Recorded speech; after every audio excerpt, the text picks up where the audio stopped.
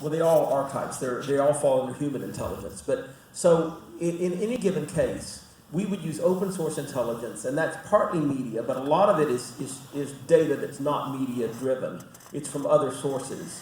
And then we would use what's called close source, C-L-O-S-E, close source intelligence is a form of human intelligence that's based on agents on the ground.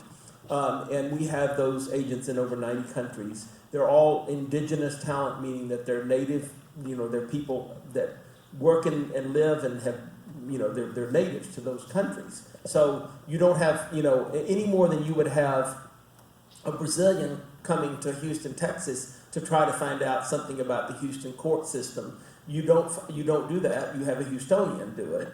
And the same thing in Brazil, you have a Brazilian do it. And in India, you have an Indian do it, and so forth.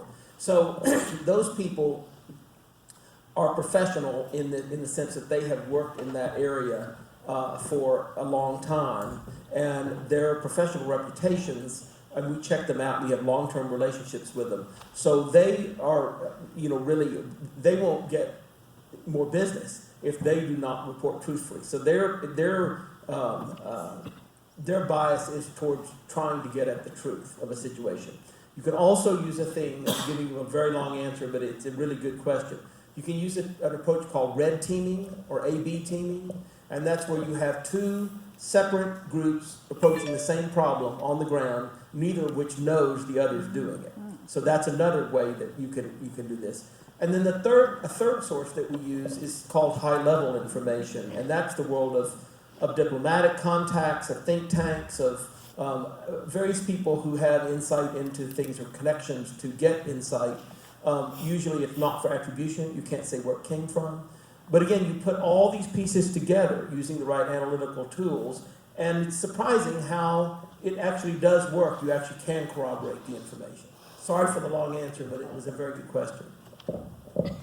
Ready?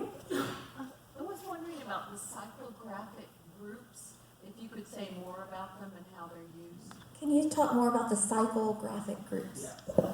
So psychographic groups, it's a fascinating topic. This originated with the origination of zip codes in the 1970s. And what zip codes did was to organize the entire country into a numerical system of geographic locators, essentially.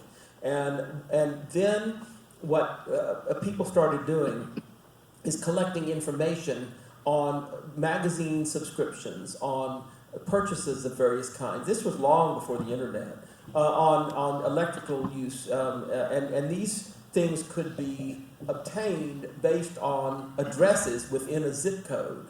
And so it got very specific down to the block level and even the individual house level. And what they would find when they consolidated these huge arrays of data is that people within a given block or a set of blocks would often have the same attributes. They would subscribe to the same magazines, and they would watch the same television stations, which they could get from Nielsen ratings. So it was an early example of putting together all these things. And so it became, when they started to realize that these shared attributes or congruent attributes were there, they began to study this in much more depth. And it was really led by the advertising industry. And so what they wanted to know is that if you drink single malt scotch, you're likely to buy a Mont Blanc pen.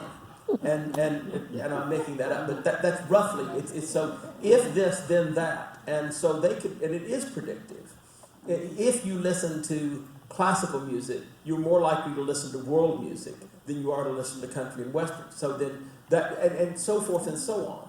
And so it's surprising now how deep and how robust this pattern analysis is. And it's even more surprising and disturbing if you start to look at it, how predictive it is about your own life. I mean, we all think we're unique individuals. I do too. But in fact, when I look at my attributes, I mean, it's not 100%.